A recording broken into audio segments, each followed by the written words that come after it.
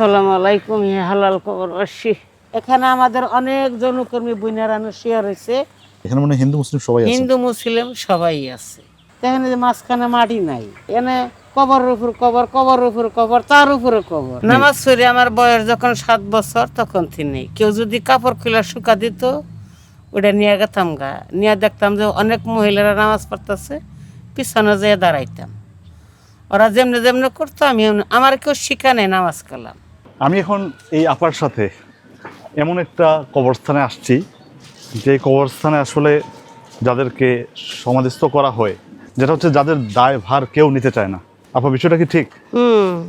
এটা হয়েছে আমাদের টাঙ্গাইল কান্দাপাড়া বোতলের গোরস্থান। আমাদের এই কবরস্থানটা হয়েছে 250 বছরের উপরে। যতদিন ধরে এই বোতল শুরু হয়েছে ততদিন ধরে এই কবরস্থানটা। ব্রথেলে যারা কাজ করেন, হ্যাঁ, মানে আমাদের সাধারণদের আমাদের যেটা মানে আমরা যেটা বুঝি যে তাদের জন্য হয়তো তাদের দিকে আল্লাহ মানে তাকাবেনই না, বা তাদের জন্য হয়তো বেহেশতের দরজা খোলাই থাকবে না, এই ধরনের আমরা সাধারণরা চিন্তা করি আর কি। হ্যাঁ, আপনার কি মনে হয় এটা? কে বলছে মানুষ বিধায় ভুল করে? মানুষ বিধায় আল্লাহ পাক রাসূলে তাকে ক্ষমা করে দেয়। নিজাম আউলিয়া যখন 90টা খুন করলো, তখন মারা গাছের নিচে বসে গাছ তাজা হয়ে গেছে। তে হইল এখন পৃথিবীর শ্রেষ্ঠ নিজাম আউলিয়া। তারিখ আল্লাহ পাক রাসূলে জান্নাতে নেয় নাই, নিচে। মানুষ তো মানুষই, মানুষ ভুল করে। আল্লাহ আমাদেরকে সৃষ্টি করেছে সবাইরই, সবারই মা বোন আছে, সবারই সব ফ্যামিলি আছে। ওখানে যারা থাকে তাদের আমরা বুঝি যে কেউ নাই। এই যে কবরে শুয়ে রয়েছে কত বন্ধু বান্ধব, কত বাড়িলি, কত কোটিপতি এখানে শুয়ে রয়েছে। ওই যে কবরটা দেখতেছেন, এই মহিলাটা শ্রেষ্ঠ একটা মানুষ ছিল।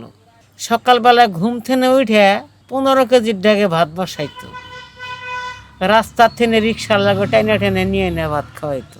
কিন্তু কয়েকটা মহিলা আছে শুয়ে রয়েছে, আল্লাহ পাক তাকে জান্নাতবাসী করুক, তারা অনেক ভালো ছিল। এখানে কি কেবল যে মুসলিমরা আছেন তা তো না, এখানে মানে হিন্দু মুসলিম সবাই আছে। হিন্দু মুসলিম সবাই আছে। এই যে আপনাদের যে কবরস্থানটা, এখানে কি সবাইকে এখানেই শায়িত করা হয়? হ্যাঁ হ্যাঁ, মৃত্যুর পর হ্যাঁ। এখানেই। আবার অনেক মেয়ে যদি তার গ্রামের বাড়ির অবস্থান ভালো থাকে, তাদের বাড়ির সাথে ল্যাঙ্গাস থাকে, তে তাদেরকে বাড়িতে পাঠিয়ে দেই আমরা। যখন সরকারি বা পৌরসভার ভোট আসে, সিরিয়াল দ্বারা যখন লাইন দ্বারা ভোট দেয়, তখন কি চিহ্নিত আছে জনকর্মী বস্তিবাড়ি মামাসি? চিহ্নিত নাই। আপনি কিভাবে আসলেন এই ব্রথেলে? আমার কথা শুনলো তো আমার হাটেই ব্যথা করব। আমি এখানে আসছি আমার 8 বছর বয়সে, মা মারা গেছে। তারপরে আমার মা গর্ভবতী ছিল। আমার মা যখন মারা গেছে, তার 1 বছর পরে আমার বাবা টাকে অ্যাক্সিডেন্ট হয়ে মারা গেছে। তখন তো একটু বড়ই হয়েছি আমি। যখন আমার বয়স 12তে পাও দিল, সেটা পেটের ভাতের জন্য রাত 3টার সময়টা গ্রামে সবার ক্ষেতের জ্বালা ভেঙ্গা দিছি, গম কাটা দিছি, ধান কাটা দিছি, খেতে পানি দিছি। এই যে মিশিং ঘুরে অন্য ছাড়ছি আমি নিজেই। একদিন রাত্রে শুইতাম ফাঁকের ঘরে, আমার বাইরে ফাঁকের ঘরে, সেই ঘরে শুইতাম, দরজা ছিল না। আমার বোনটা ছোট, আমি তো বড়। তে ঘুরি ঘুরি বৃষ্টি, রাত 2টা বাজে, দেখি কি আমাদের এক পাড়া প্রতিবেশী, আমার এক চাচাতো ভাই, ওই ফাঁকের ঘরে যাইয়া আমার মুখ সাইফা ধরছে। পরে মামায় বিয়া দিল, আমারে ঢাকায় বিয়া দিল। 88 বন্যা হইল না, 88 বন্যার সময় ঢাকা, আমি উত্তরা। এখন দেখি কি এই জামাই অনেক পাজি, খুব খারাপ, খুব নির্যাতন করে, মারে দইরা। পরে আমার এক যা ছিল, উনি কয়, বুঝলে দুঃখের কপাল হলে এরকমই হয়, কি করবি? এখন দিয়ে আরেকটা মেয়ে বিয়া করে নিয়ে এসে। আমার শ্বশুরে কয়, তুই আরেকটা বিয়া করলি? কয় হ, ওটা পিচ্ছি, ওটা বুঝে না কিছু। পরে আমার বাসুরে এই নৌকা দিয়া বুট বাজার উঠিয়ে দিল। কি পানি, আহারে কি পানি আর পানি, পানির মধ্যে বাইশা কনে গেতাম গা, যে লোকে আমার বাঁচাইছে ওনার আজ পর্যন্ত আমি কোনোদিন দেখি নাই। কোনো দেশে কত জায়গায় যাই, হ্যাঁ, ওই নৌকার থেকে পইরা গেছিলাম গা। ওই বেটায় মনে হয় আমার এমন আগলিদা ধরে উঠাইছে, রাস্তায় উঠাইছে। উঠাই ওই যে এয়ারপোর্ট আছে না, এয়ারপোর্টের ওনে থুইয়া বেটা গেল গা। পরে টাকে উঠে টাঙ্গাইল বাস স্ট্যান্ড আইছি। আর কোনো জায়গা চিনি না। পরে রিক্সাওয়ালা জিজ্ঞাসা করলাম, কেন? বললে পাড়া আছে, কেন? কয় হ্যাঁ তুমি এত সুন্দর মেয়ে তুই মনে যাবা। আমি কই কি করবো এখন, দেখেন না রাস্তাঘাটে মাইসে কিবা করে, আমার তো কোনো থাকার জায়গা নেই। বুন্ডা যে কোথায় রইলো নিজেও জানি না। এই যাইলাম দেশান্তরী হইয়া। সেখানে আসার পরে যা হোক কিছুদিন পরে একটা মেয়ের কাছে এখানে আসলে থাকতে হয়, ওখানকার সব ভাও বুঝতে হয়। পরে আমি আলাদা রুম নিয়ে থাকলাম আর কি। নামাজ পড়ে আমার বয়স যখন 7 বছর তখন থেকে কেউ যদি কাপড় খুলে শুকা দিত ওটা নিয়ে গেতাম গা, নিয়ে দেখতাম যে অনেক মহিলারা নামাজ পড়তেছে, পিছনে যেয়ে দাঁড়াইতাম।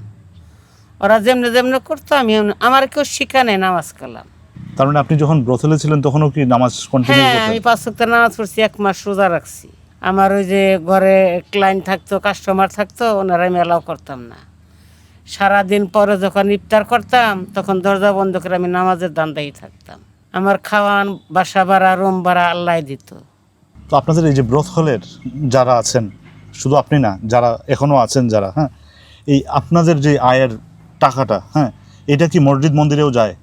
হ্যাঁ, এই ওই পাড়া গেছে তো, যে এই মন্দির আছে, ওই মুসিবাড়ি আছে, ওখানে এই কলোনি আছে না, ওখানে যে এই পূজা গোনা হয়, প্রত্যেকটা পূজাতে ওখান থেকে টাকা উঠাই দিই আমরা।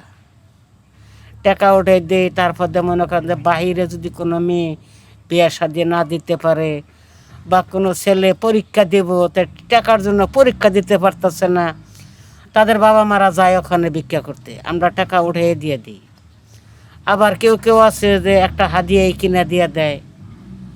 শুধু খালি ওখানকার মেয়েরা এই কাজই করে না, কিছু পুণ্যর কাজও করে। এমনও মেয়ে আছে দেখেন গা, এই যে শুক্রবার হলে সারাদিন রুমে থেকে বের হবে না, 5 ওয়াক্ত নামাজ পড়বে, কোরআন তালাফত করব। একটা বাড়ির কাছে টাকা চাইছিলাম যে মসজিদ গৃহস্থরে সাফ করবো, টাকা দাও। কয় আমি কোনো মরমু, আমার এখানে মাটি দিবি, আমার বাড়ি ঘর আছে না। উনি আগে আসছে এখানে, গ্যারান্টি দেওয়া যাবে না, মাটি কার কনে আছে।